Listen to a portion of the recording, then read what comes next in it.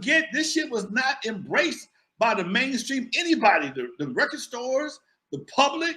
Nobody embraced so-called gangster rap in the very beginning. That shit didn't become acceptable for the most part until after the Rodney King situation. And that's when, shortly after that, I think right around that time, that's when the FBI letter came, and got blown up because they were struggling. And up until that point, and I watched this distinctively. If you think I'm lying, I called Adrian Gregory on the phone for all when they was having problems. It was always, I work for Ruthless, I work for Eric. I work for Ruthless, I work for Eric. Once the shit blew up and was accepted, oh, we're partners. I remember that shit because it was all, the whole crew was, N.W.A. crew was supposed to be partners.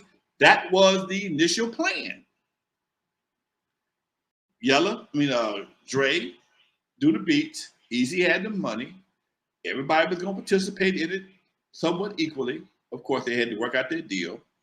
And all of a sudden, I look up and it was all Ruthless. That was never the plan.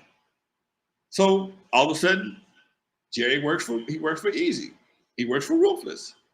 They were going through problems. They were having issues. And then again, once they got accepted, now we're partners. This is what I know for a fact. But again, who am I? I'm just a motherfucker that was there. Fuck what you heard. I was there. So it makes a little bit of a difference. So when I hear these super stories about all this vision and all this, not saying he didn't, eventually saw the talent, because again, people forget. Eric was not a rapper. He was turned into a rapper. He was not.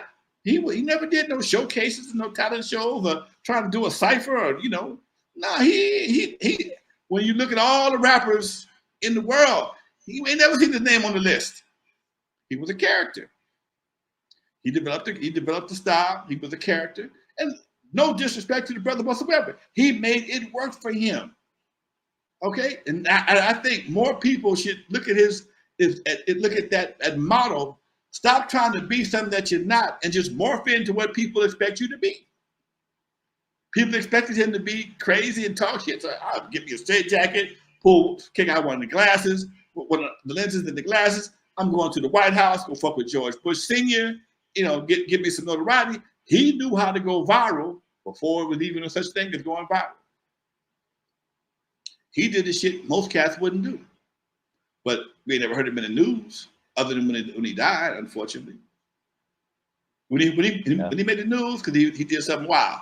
It was a different kind of mentality. Okay? He didn't go rent a tuxedo, go to George Bush. He rolled up in the White House in some jeans, some Kroger sacks, khakis, and a Jerry curl. And a Jerry curl. Who the fuck is this little motherfucker? Don't worry about it, but I'm here. He gonna check. That's funny. Okay. Okay, Mr. Wright.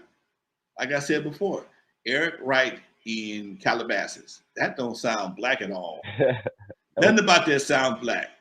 Okay.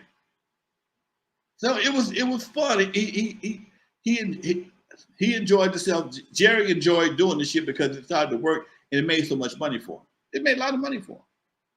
But like most situations from the hood, there's always a hood factor that always tends to loom over everything and make shit kind of dark.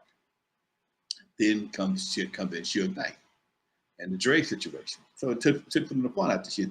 Now the shit just got real, just got back to the streets. I go see Jerry. Jerry opened the door with a pistol in his hand. I don't give a fuck who comes to the city. I don't care who comes to see him. He got a pistol in his hand. He opened the door. He lived in a gated community, a big old mansion. When he opened the door, there was a pistol in his hand. They just called and told you it was Lonzo. I know that, but I don't know who you might brought up with you. And I never wanted to live like that, man. It was always a lot of distrust. It was always a hint of distrust. And that's never something that I wanted to. I never wanted. No matter all the money, it didn't feel right. You know. That's deep. That's deep. You know, go ahead. Before I go that, guess who I spoke to today again? Who that? Jaguar Wright. You spoke to her. I spoke to her. I don't even remember that you knew her. I mean, we've done so many shows. Okay, talk to her. Yeah. Oh, one of my buddies works with her, and I called him to ask him a question, and they were together. And I was asking, man, what's up with this bounty on? She got allegedly there's a bounty on her head, $500,000. You didn't have, where you been? I thought. Oh, I know, man. Tell me about you supposed that. to be telling me about this part right here, okay? Allegedly, there's a bounty on her head. I don't know. I ain't gonna say who they suspect put it out there because that ain't none of my goddamn business. I don't want to cut up like that, but allegedly there's a bounty on her head. It was $250 not to have me. Because allegedly she knows where the bodies are buried because she got a shovel. Damn, that's a drop right there. I didn't even know that, man. I'm gonna have to look more into that. I'm thinking about bringing her on the show, man. That's a whole lot, dude. That's a whole lot. I know. That's a whole lot. That's a whole lot. You can't when she get to going, it's gonna be hard to stop. I know. Yeah. It's gonna be hard to stop. But you know, I'm thinking about it. Please do, man. Damn. All right, we got what, about 5-6 more minutes? Let's get to a couple questions. Boom. D'Angelo Hayes says, "Greetings, everyone. Question for you, Big Uncle Lonzo. Did Wrecking Crew ever perform here in Detroit back in the day?" I can't recall Detroit, man. I cannot recall Detroit. I know we played Chicago. I cannot recall ever playing in Detroit. Okay. Do you remember if that was a big market for you guys in terms of record sales or anything? Chicago was. I played with my man. What's his name? George. Damn, he had the big store in Chicago. R. Kelly always talked about him on his records. Oh yeah. Damn. I can't think of his last name right now, but he had a big record store, and I remember going. That's where I met George at the record store. I knew we played Chicago. We played mostly down south a whole lot. I may have played the Midwest with my second or third crew, but the original fellas, man, we was in Texas, Louisiana, Mississippi, Atlanta, Georgia, down south, you know, the Carolinas and shit most of the time. And that was pretty much our territory for a good little while. And then later on, after Turn Off the Lights finally broke, we started doing other markets. But for initially, that we were pretty much some down south southern boys. Okay, it's called George's Music Room. Does that ring a bell? George Jackson, I think his name, George Jackson. George Daniels. George Daniels. Yes, George Daniels.